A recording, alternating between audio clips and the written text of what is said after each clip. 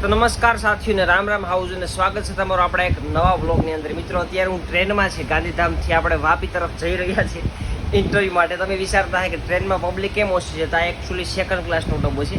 Last time અમે દમણમાં ગયા હતા, દમણમાં તો ત્યાં છે ને તો અમે જનરલમાં ભૂલમાંથી કરી જતા, મતલબ અમારે પાસે ટિકિટનો પ્રોબ્લેમ હતો એટલે. પણ આ વખતે આપણે નક્કી કર્યું કે આપણે જવું તો સેકન્ડ ક્લાસમાં, બાકી એને પછી પબ્લિક આમાં વધારે હોય તો મજા ના આવે. તો અત્યારે મિત્રો આપણે જઈ રહ્યા છીએ ગાંધીધામથી વાપી તરફ ઇન્ટરવ્યૂ માટે. નવી કંપની, નવી નોકરી ગોતવા જઈ રહ્યા છે. અને મારી સાથે મારો ભાઈબંધ પછી વાળે તમને એનું મોઢું દેખાડું અને તમે વિડીયોમાં છેલ્લે સુધી બનાવ્યો એટલે તમને ખબર પડી જાય કે આપણે નોકરીમાં ભેગું છું કે રાખ્યા કે કોઈ નથી રાખ્યા. હા, પણ એક મિનિટ હું મારા ભાઈબંધની તમને મુલાકાત કરાવું. જરીક ભાઈ ક્યાં બેઠો એ જોઈ લઉં. આમાં તો નીંદરું કરતો હોય કે ઓહો, આ આપણી સાથી મિત્રો સફરમાં છે ને ભાઈ. હું આમ આખું ખાલી છે ટ્રેનનો ડબ્બો, તમને આમ કેવું મજા આવે છે.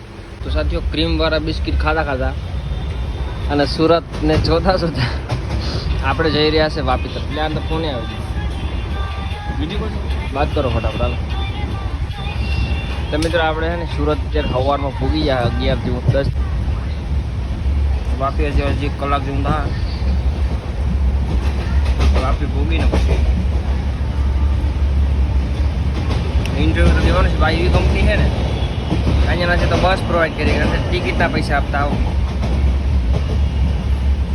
હાલો આવી તમને સમજાવું આગળ. મિત્રો બારીને ધીમેકથી ખોલી નાખીને ઝીણો ઝીણો વરસાદ ચાલુ છે ને પવન અને હરિયાળી કંઈ ઘટે ને એવું ફિલિંગ મિત્રો આવી રહી છે. તો બારીની બાજુમાં બેસીને ધીરે ધીરે પલળતો હતો ને આ ભાઈ તો ફોનમાં જ મૂંઝાણો.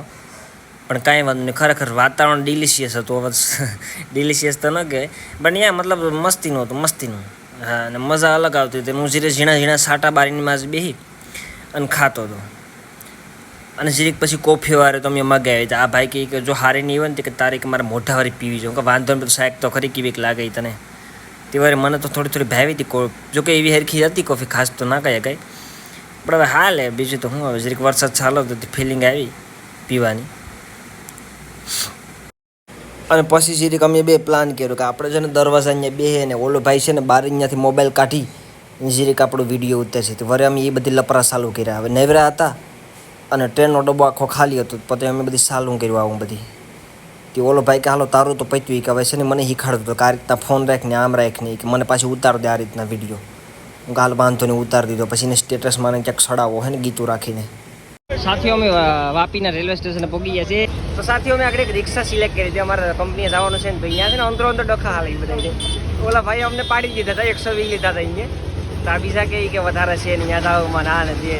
એમાં અંદરો અંદર ડખા અને કોમ્પિટિશન બધામાં ચાલતી હોય મિત્રો. પણ આ અટાણામાં નાસ્તો કરો એક દુકાને ઊભા છે સાથીઓ.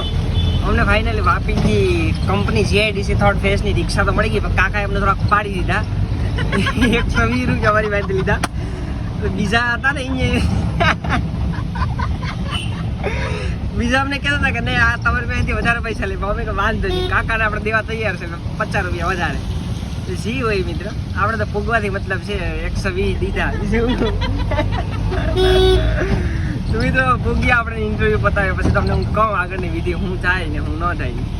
ફાઇનલી મિત્રો અડધી કલાકથી અંદર ઘેરો છે. પૈસા ઉપડી જવો હોય તો સારું, ઉપડી જાય લગભગ.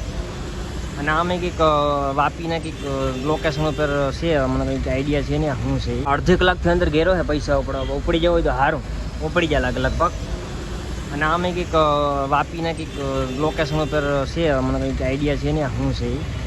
અને મિત્રો આપણો અવાજ નહીં આવતો હોય. ઇન્ટરવ્યૂ તો પૂરું થઈ ગયું છે, ઇન્ટરવ્યૂ પણ સારું ગયું, વાંધો નથી. પણ પગારમાં લગભગ મને લાગે કે પ્રોબ્લેમ આવી છે, કારણ કે અમને અવાજ વધી જાય. કંપનીથી અહીં સુધી અમારા અહીંયા ઓલો HR વાળો સાહેબ હતો ને એ જરીક અમને મૂકી જોઈએ એની અલ્ટોમાં બેહાડીને. તો અહીંયા જરીક અમને 4 વ્હીલમાં બેઠે બેઠે કીધું કે પગારમાં તમારો ભેગો નહીં થાય, ઓછો મળશે. અહીંયા ઓછો જ કે વાપીમાં પગાર છે. જોઈએ હવે મિત્રો આપણે વાપીની ગલીઓ તો ન કહે, રોડ કહેવાય કે ગાડી રોડ જ કહેવાય ને, શું કહેવાય બીજું. હા, તો રોડમાં પલળતા પલળતા જઈએ છીએ. આપણી પાસે ટાઈમ કેટલો છે? રાતના 12 વાગ્યા સુધી. રાતના 10 વાગ્યા સુધી બીજો ટાઈમ છે 3:04. તો આપણે વિચાર એવો કર્યો છે કે આપણે દમણમાં આટો મારીએ. શું કેવું? દમણમાં આટો મારીએ મિત્રો. તો ફાઇનલી મિત્રો અમે ધોરા કલરની રિક્ષા બરાબરથી દેખાય અંદરથી કંઈક આ બ્લુ કલરની છે, એમાં બેસી અને હું ને ગૌતમભાઈ ગાધે નીકળી ગયા છે જમપુર બીચ. દીવ દમણની અંદર જમપુર બીચ આવેલું છે ને ત્યાં. અને રિક્ષાવાળાએ ભાડું વ્યાજબી લીધું કે વધારે કંઈક મને કંઈ ખબર નથી મિત્રો. એટલા લગભગ પાસે એવું લાગે આપણે સી હોય આમાં કંઈ ડિસ્કશન કરવાની જરૂર નથી. પણ આ ભાઈનું છે ને ટ્રેનમાં આપણે આવતા હતા ગાંધીધામથી વાપી તરફ, તો ભાઈનું ટી શર્ટ છે ને એ ખોવાઈ ગયું. ત્યાં આગળ મને જગ્યાએ વાત કરી. તો કેવું તમને આમ ફીલ થઈ રહ્યું છે? ટ્રેન પકડવા જાય ટ્રેન કે ગોતવા જાય 1000 રૂપિયાના ટી શર્ટ 800 રૂપિયાના ટી શર્ટ આવે પોસિબલ નથી. પણ ધ્યાન ન રાખ્યું ભાઈ, ટી શર્ટને જતું કરતી હતી. પણ કાંઈ વાત નહીં, ટી શર્ટ તો પાછું લઈ લેવું, ટ્રેન તો ગોતાય નહીં. અને જમપુર વિશે મુલાકાત કરી મેં ઇન્ટરવ્યુમાં હું છું ને હું તમને વાત મેં કરી તો વાંધો નહોતો ને. ઇન્ટરવ્યુ તો સારું જ એવરેજલી લગભગ આપણે આવડી ગયું હતું.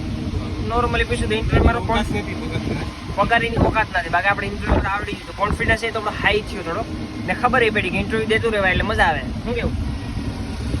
પણ એની જે કંપનીવાળાની ઓકાત નથી કાંઈ વાપીમાં કે પગારનો થોડો ઇસ્યુ છે, પગાર ઓછા આપે ને આ નથી એને જોઈએ કે તમને ફોન કરશું કે તમને પગાર આપણે જે કીધું એના થોડા ઘણા ઓછોમાં એનો હે ઈચ્છા તો આપણે જાશું. બાકી બહુ કંઈ ઈચ્છા નથી. આપણે કચ્છ બહુ પ્યારું ને રૂડું છે. હા ને દમણ તો એટલે આપણે કંઈ નક્કી તો હતું ને કાં દમણનું કંઈ આઈડિયા કે કંઈ પ્લાનિંગ હતું નહીં. પણ આપણી ટ્રેન રાતની 10 વાગ્યાની છે ને અત્યારે અમે ફ્રી થઈ ગયા 3, 3:30, 4 વાગ્યા. તો હવે એટલો ટાઈમ શું કરવું? દમણ બહુ નજીક થાય વાપીથી. તો દમણમાં આપણે આટો મારીએ ને લગભગ આપણે આ દમણથી આગળ જમપુર બીચના રસ્તા ઉપર આપણે નીકળી ગયા છે મિત્રો. હરિયાળી ને વાતાવરણ બહુ રૂડું મસ્ત છે નહીં? જબરદસ્ત. ને વરસાદ હવાનો થોડો ચાલુ છે એટલે મજા આવે એવું છે. હવે ત્યાં જઈને જોઈએ શું થાય ને શું કરીશું ને જે હોય. આપણે લાસ્ટ ટાઈમ ગયા હતા દેવકા બીચ અને અત્યારે આપણે જમપુર બીચ જઈ રહ્યા છીએ. લગભગ આવી ગયું કાકા થોડુંક છે હવે મિત્રો. આ જમપુર બીચ આમ પૂગી ગયા છે ને ઓલું પેલી વખતે અમે ગયા હતા ને એ હતું બીચ ખબર એ કયું નામ દેવકા બીચ. યસ, તો એ દેવકા બીચ કઈક હતું ને આ જમપુર બીચ એમાં કંઈ ફેર નથી બહુ. હા દેવકા બીચમાં દરિયા અહીંયા સુધી પાણી આવી જતું હતું ને જમપુરમાં સીધી પાણી છેટે રહી ગયું. તારે છેતરાલા રિક્ષાવાળા કે દેવકા સારું છે. જો કે આપણે જમપુરમાં નહોતા આવ્યા તો વળી અહીંયા આવ્યા વોટેવર જેવી છે. જો કે આપણે સ્પેશિયલ પ્લાન હતો નહીં મિત્રો અહીંયા આવવાનો તો ઇન્ટરવ્યુ આવ્યા હતા વળી ટાઈમ હતો તો નહીં આવતા હતા આવ્યા. ઓલો ભાઈ છે ને બુસ્કટ બદલાવી કે મારે કે ફોટા પાડવા કે આ એક બુસ્કટમાંથી પડી જાય તો બદલાવી નાખો કે હું બુસ્કટ કે એમાં કે મારે થોડા ફોટા પાડવા કે વાંધો નહીં પાડવા હોય તો પાડ લે. પાવર બેંક છે ને નથી ઉપાધી છું ચાર્જિંગનું તો પાડ લે. પછી બુસ્કટ બદલાવી લે પછી ફોટા પાડી. તો મિત્રો આ કંઈક આપણે છે ને આઉટફિટ વાળી કેબિન આવ્યા હતા. હા જોઈ લીધો. અને એક બોક્સર જસ્ટ એક બોક્સર ઓકે એક બોક્સર આપણે લીધું હોય મિત્રો. કારણ કે મારે આખું પેર લેવી દેલી છે ને કલરિંગ બુસ્કટ આવે ને ભેગું જેવું મેસિંગ છડું આવે એવી. પણ અંધારું થઈ ગયું ને હવે એમાં કે આપણે આખો 2 દિવસ કે 4-5 દી રોકાવું નથી, ભાગવાનું છે આગળ. તો પછી મેં માંડી વેરું કે 400-500 રૂપિયામાં ઉડાડવા નથી. બોક્સર એક લઈ લીધા પહેરવા હતા. બીજો મુદ્દો એ છે કે આ હું લપ કર્યું લે પેમેન્ટ કરી દીધું મિત્રો. આ જોડા છે ને મારે નાખવા હતા થેલીમાંથી. મેં પેલા પાસે એક થેલી લઈ લીધી. મેં આગળ સ્લીપર પહેરી લીધા ફૂલ કમ્ફર્ટ ને એઠે જીન્સનું પાટલું પહેરી તારી ફોટો એકાદો ખેંચવા હતો. ચેન તો ખુલ્લું સાઈડમાં મારે બૂટ નાખવા એટલે તો હવે શું કરવાનું ચાલ. ફાઇનલી મિત્રો આપણે ગાંધીધામ પૂગવા આવ્યા છે. આપણે વાપી એન્જોય દેવા ગયા હતા એ ટ્રીપ પૂરી થઈ ગઈ છે અને સફર એન્જોય કરી. દમણ ગયા હતા આટો મારવા, ત્યાં પણ એન્જોયમેન્ટ કરી, મજા આવી. અને બસ બાકી તો થાકણો લાગ્યો નથી કારણ કે 2 વખતે રિઝર્વેશનમાં ટિકિટ મળી ગઈ તો નીંદર સારી એવી થઈ ગઈ છે. રૂમ કરતાં પણ વધારે નીંદર ટ્રેનમાં થઈ ગઈ છે મિત્રો. શું કેવું કાઢો એટલે તો રૂમાઈ નથી હોતા આપણે. બાકી ગાડીમાં મજા આવી ને એકદમ તો વાંધો નહીં. મિત્રો તમને પણ વિડીયો જોવાની મજા આવી તો લાઈક શેર સબસ્ક્રાઈબ કરો અને સપોર્ટ દેખાડો. કહી દે ભાઈ ધન્યવાદ.